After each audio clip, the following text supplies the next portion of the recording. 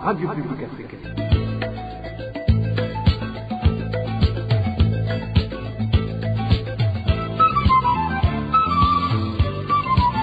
Radio Publique Africaine.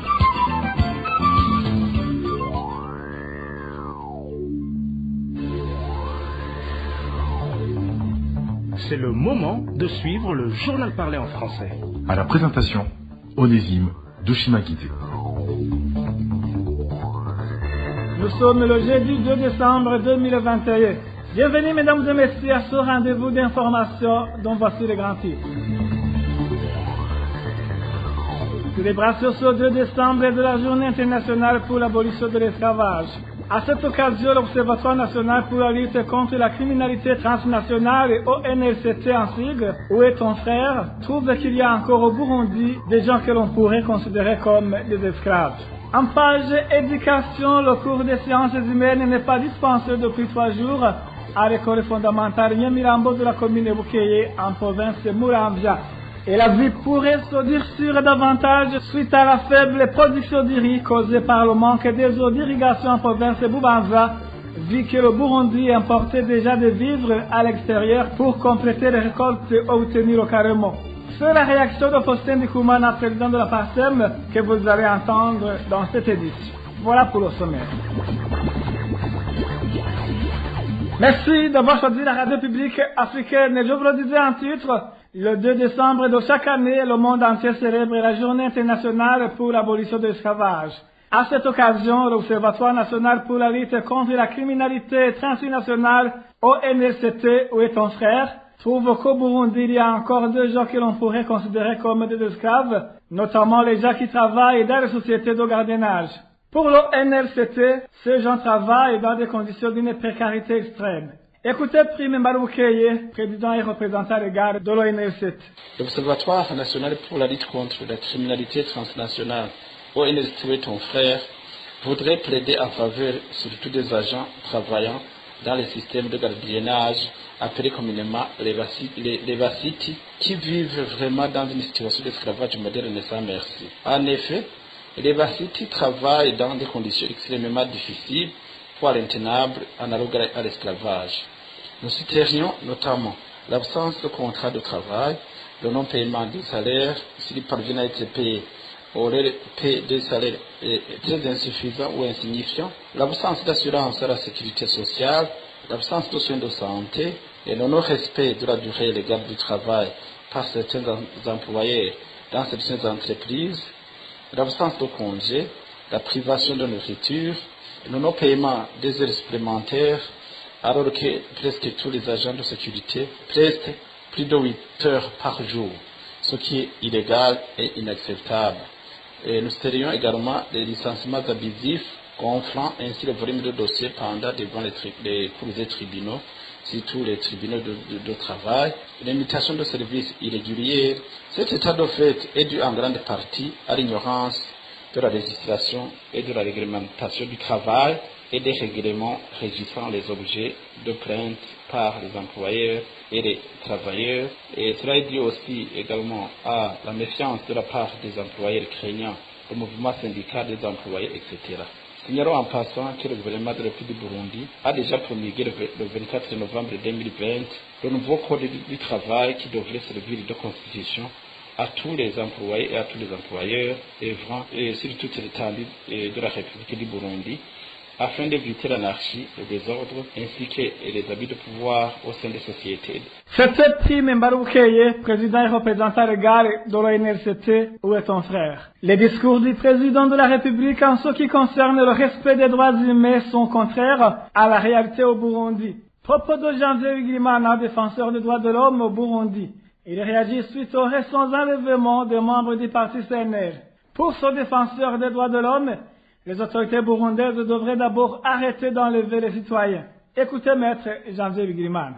Depuis quelques mois, nous observons une recrudescence des cas de violations graves des droits humains et plus particulièrement des disparitions forcées qui visent dans la grande majorité des opposants qui appartiennent au parti CNL qui est dirigé par Agathon Rwasa. Ces actes de répression constituent un comportement irresponsable du pouvoir de Évariste Ndayishimiye parce que depuis qu'il est arrivé à la tête de l'État, au lieu que les violations puissent cesser, nous constatons malheureusement que la tendance est à la hausse, alors que ces déclarations sont telles que la situation serait assainie, ce qui est totalement faux. Nous interpellons donc ce président de la République, y compris d'autres autorités, que ce soit des autorités relevant de l'exécutif ou du pouvoir judiciaire, de tout faire pour que le Burundi retrouve de la calmie, parce que ce pays qui a déjà embrassé la voie de la démocratie ne pourra pas imposer au peuple burundais un seul parti. Le fait qu'on est en train de persécuter les membres du CNL, pensons que justement c'est lié à les opinions politiques. Il faudrait que le régime en place sache que aujourd'hui il est très difficile, voire impossible, que tous les Burundais soient des membres du CNDD-FDD. Nous demandons également aux responsables du parti CNL de crier haut et fort pour que le monde entier sache que l'état de droit, la démocratie et les droits humains continuent à être menacés au Burundi. Le seul rôle qui est joué par les organisations de la société civile indépendante ne suffit pas. Il faudrait que même ces politiciens du CNL puissent se lever pour donner un message au CNDD-FDD que le Burundi est un État qui appartient à tous les fils et filles de ce pays et que l'appartenance à un parti d'opposition n'est pas un péché, c'est pas un crime qui doit être sanctionné. La répression en cours également constitue un comportement qui est désolant dans le sens où les organes ou les institutions qui étaient en charge de protéger la population, à savoir le pouvoir judiciaire ainsi que les corps de défense et de sécurité, la police, et cela risque de nous faire retourner dans des crises cycliques graves qu'on a déjà connues il y a quelques années. Toujours en page des droits de l'homme, le mouvement des filles et des femmes pour la paix et la sécurité au Burundi salue la libération de Christa Kaneza. Maître Jeanne d'Arc Zoniana, la secrétaire générale de ce mouvement, estime que la justice a fait son travail, bien que cette décision arrive tardivement. Suivez. C'est vraiment une grande joie quand on a appris que Christa Kaneza avait été finalement libérée, du fait que, comme on l'a toujours dit depuis plus de 11 mois, Christa Kaneza était emprisonnée injustement. Donc, apprendre sa libération était pour nous une victoire de la justice, une victoire de voir que finalement la justice burundaise a su prendre la bonne décision par rapport à toutes les influences négatives qui étaient sur elle et sur toutes les personnes qui devraient prendre cette décision de libérer Christa Kaneza. Je dirais aussi que ce n'est pas suffisant parce que il y a aussi son mari qui a été tué et que la justice devrait faire toutes les investigations qui sont nécessaires afin de trouver les auteurs de ce meurtre. Et cela, ce sera la justice non seulement pour son mari Thierry, mais aussi ce sera la justice pour Christa Kaneza et leur fils. Christa Kaneza était détenu à la prison centrale de Mimba depuis plus de 10 mois. Il avait été accusé d'être complice dans l'assassinat de son mari, Thierry Kubimana, accusation rejetée par plusieurs Burundais. Le Conseil national de la communication CNC a un nouveau patron. Il s'agit de Willy Nyamitwe, qui jusqu'à très récemment était conseiller de la communication à la présidence de la République. Willy Nyamitwe avait été nommé membre de cet organe par le président de la République le 18 octobre dernier. Ce nouveau responsable du CNC se réjouit d'avoir été élu à la présidence de cet organe, mais il affirme qu'il n'apporte rien de nouveau dans ce conseil. Suivez Willy Nyamitwe. Qu'est-ce que je vais apporter? Je n'apporte rien de nouveau parce que je ne réinventerai pas la roue. Je viens apporter ma contribution à l'édifice. Je viens apporter ma contribution au travail qui était déjà abattu par les membres du Conseil national de la communication ici présents et en collaboration avec vous, je suis persuadé que nous parviendrons à renforcer la liberté de la presse dans notre pays, tout en respectant les lois en vigueur, tout en mettant en avant la sécurité et les intérêts supérieurs de notre nation, et tout en protégeant les us et coutumes de notre pays. Je suis sans ignorer qu'il y a eu suspension ou sanction à l'encontre de certains médias comme la BBC et la Voix d'Amérique. Mais également, vous êtes sans ignorer que la BBC n'est plus dans la même situation qu'avant. Il lui appartient de réintroduire sa demande, puisqu'il n'y a plus de contraintes, mais la Voix d'Amérique est toujours suspendue. Vous savez que le président de la République, son Excellence Évariste Ndayishimiye, le 28 janvier de cette année, lorsqu'il réunissait les professionnels des médias et les journalistes et les associations des professionnels des médias, il a demandé au Conseil national de la communication de diligenter une étude assidue afin de déterminer quels étaient les blocages et de voir dans quelle mesure ces blocages pourraient être levés. Et c'était un slogan, jamais sans les médias. Si je suis ici, je ne prendrai pas une décision seule, c'est un travail collégial, un travail de commission, et tous les membres ont déjà un pas franchi, et je viendrai apporter seulement ma contribution dans cette démarche de pouvoir cheminer vers la mise en œuvre de cette politique d'ouverture et d'opportunité du président de la République, surtout jamais sans les médias, parce qu'il veut que les médias soient avec le président. Donc je suis ici dans une dynamique de collaboration avec les autres membres du CNC, avec les professionnels des médias, dans la droite ligne de cette politique d'ouverture du président de la République et dans le respect des lois qui régissent notre République. Il est à signaler que Chanel Sabimbona a été élu secrétaire exécutif du même conseil. L'élection de Willy Nyamitwe est une mauvaise nouvelle pour la famille des journalistes burundais. Réaction à chaud d'Alexandre Nyungeko, président de l'Union burundaise des journalistes IBJ en sigle. Pour lui, Willy Nyamitwe vient parchever sa mission de museler la presse burundaise. Écoutez plutôt Alexandre Nyungeko, il est président de l'IBJ. Premièrement, ce que nous pouvons dire, c'est que ce n'est pas une surprise, parce que depuis le décret de sa nomination au CNC, il était évident, parce que c'était même clair. Le décret, c'était un remplacement de Nestor Moko. On dit qu'on savait très bien qu'il était président du CNC, donc c'était clair. Donc là, on savait très bien qu'il allait devenir le président de ce conseil. Simplement, qu'est-ce qu'on peut s'attendre de lui à la tête du CNC? Pour nous, pour l'Union burundaise des journalistes, c'est clair que c'est encore une fois une mauvaise nouvelle pour la profession, parce que nous savons très bien que Willy Nyamitwe a toujours été parmi ceux qui persécutaient les journalistes et ceux qui sont contre la liberté de la presse, contre l'exercice libre de la profession au Burundi. Donc pour moi et pour l'Union burundaise des journalistes, c'est purement et simplement, encore une fois, un deuil pour la profession au Burundi. C'était Alexandre Nyungeko, président de l'IBJ. La coalition des Burundaises de défenseurs des droits humains s'insurge contre les tentatives de museler la presse burundaise par le pouvoir en place au Burundi. Entre autres exemples donnés, ce sont les propos du président de la République qui s'en prend aux journalistes qui travaillent de l'étranger. Le président Ndayishimiye les a qualifiés d'ennemis du pays. Les détails avec Eloge Kwizera.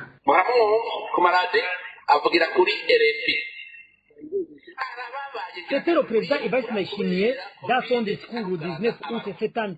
C'était lors d'une soirée culturelle organisée par la mairie de Bujumbura au stade Intwari dans le cadre de la clôture de la semaine de la diaspora burundaise édition 2021. Cette soirée, le président Ndayishimiye s'en est pris à un journaliste burundais travaillant pour la RF.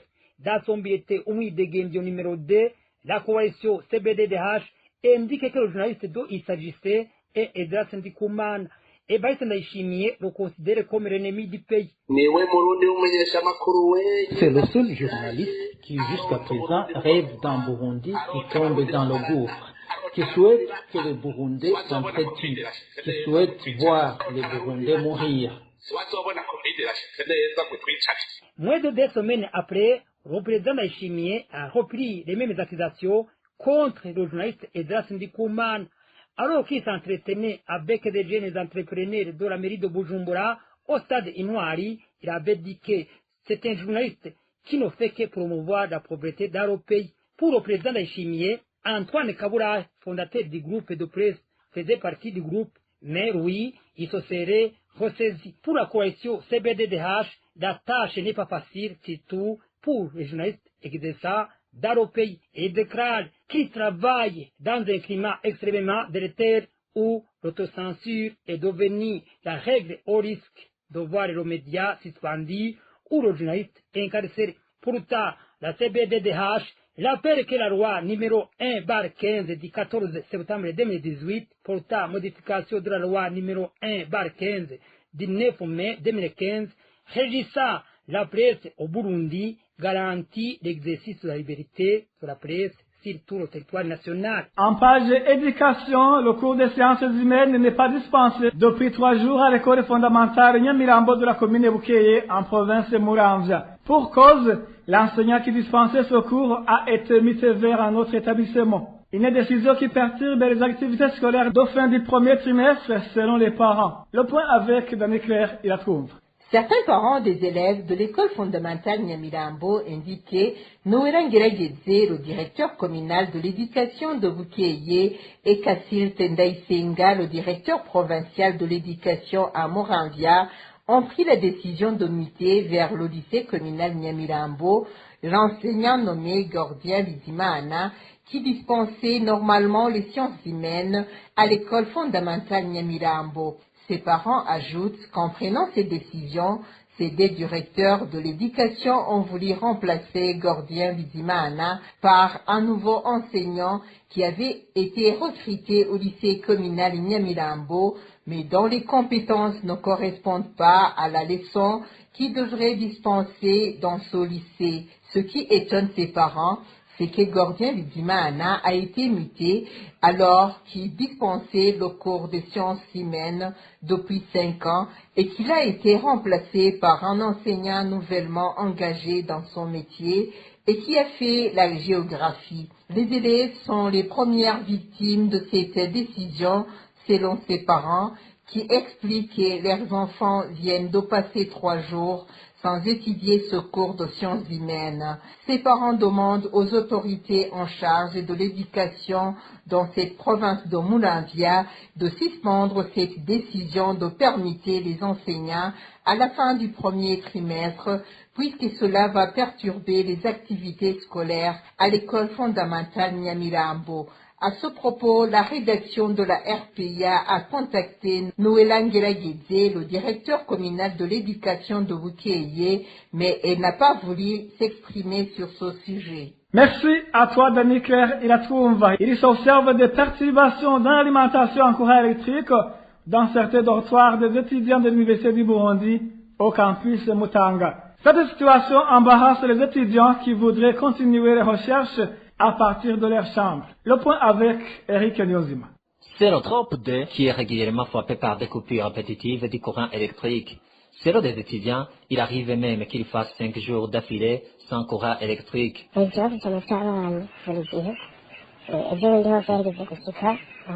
C'est une situation que nous vivons très souvent. Dernièrement, on a passé 5 jours sans courant électrique. Ça nous a vraiment causé de la peine. Sinon, les coupures, on reconnaît quasi quotidiennement dans le trope 2.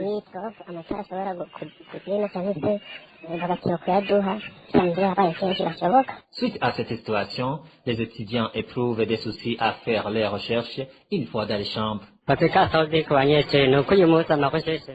Aujourd'hui, les étudiants font les recherches via des téléphones portables. Les ordinateurs ne peuvent pas suffire pour tous les étudiants. D'ailleurs, nombre de ces ordinateurs ne sont plus fonctionnels. Donc, les étudiants sont beaucoup perturbés dans les recherches. Faire des devoirs devient aussi difficile. Ils indiquent qu'ils ne peuvent même pas demander la cause de ces coupures sous peine de recevoir des punitions. Si on demande la cause de ces coupures répétitives, on ne trouve pas de réponse.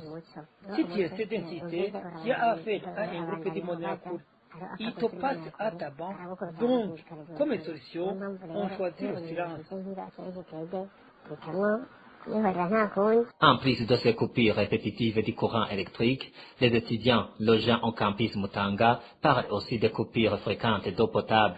À ce propos, la rédaction de la RPA n'a pas encore pu joindre les responsables de l'Université du Burundi. Merci à toi aussi, Eric Nyonzima. Après cette petite transition, nous parlons société. RPA. Les habitants du chef-lieu de la province Makamba demandent que le projet de démolition des maisons anarchiques construites soit appliqué sans distinction aucune. Selon les propriétaires de ces maisons, le favoritisme s'observe toujours dans cette activité car certaines constructions, surtout les monuments du parti CNDD-FDD, n'ont pas été touchées alors que toutes ces constructions sont construites au bord de la route. Les détails avec Eloge Diveremèche. Ils s'insurgent fortement contre le favoritisme qui caractérise la démolition de leurs maisons par le gouvernement. Il s'agit des habitants du chef-lieu de la province Makamba qui indiquent qu'ils sont trop choqués par le fait que leurs maisons ont été démolies, tandis que celles des autorités et cadres du parti au pouvoir restent intouchables. Ici, ils donnent l'exemple d'une maison appartenant à un certain Lewis qui n'a pas été touchée jusqu'à présent. Pire encore, comme l'indiquent toujours les habitants de Makamba, même les monuments du CNDD-FDD sont intacts alors qu'ils ont été érigés juste au bord de la route. Un des habitants du chef-lieu de la province Makamba témoigne. Nous, les habitants de la province Makamba, sommes outrés par la façon dont se déroule l'activité de démolition des maisons. En effet, il y a des maisons qui sont détruites et d'autres qu'on ne touche pas. À titre illustratif, je citerai la maison d'un certain Lévis se trouvant dans le rond-point de Makamba qui n'a pas été touchée. Les maisons de la paroisse ont été démolies, mais le monument qui s'y trouve n'a pas été touché. La situation est pareille à Mabanda. Ces habitants de Makamba trouvent aussi injuste que la paroisse de leur province détruise certaines de ces maisons en plus de 20 boutiques qui se trouvent à ses alentours, alors que les monuments du CNDD-FDD se trouvant sur le même axe n'ont pas été touchés. D'où ils demandent que la loi soit appliquée de la même façon, sans exception aucune.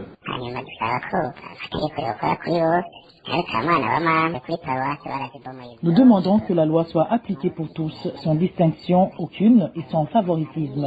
À la paroisse, on a détruit toutes les maisons, c'est-à-dire plus de 20 boutiques. Mais il y a un grand monument se trouvant tout près de la paroisse Makamba qui n'a pas été touché. Il y a un autre monument du CNDD-FDD se trouvant à Mabanda vers Mugina qui a lui aussi été épargné. Donc certaines maisons échappent à la règle juste à cause du statut social de leurs propriétaires. Nous demandons que la loi soit appliquée scrupuleusement pour tous, sans exception.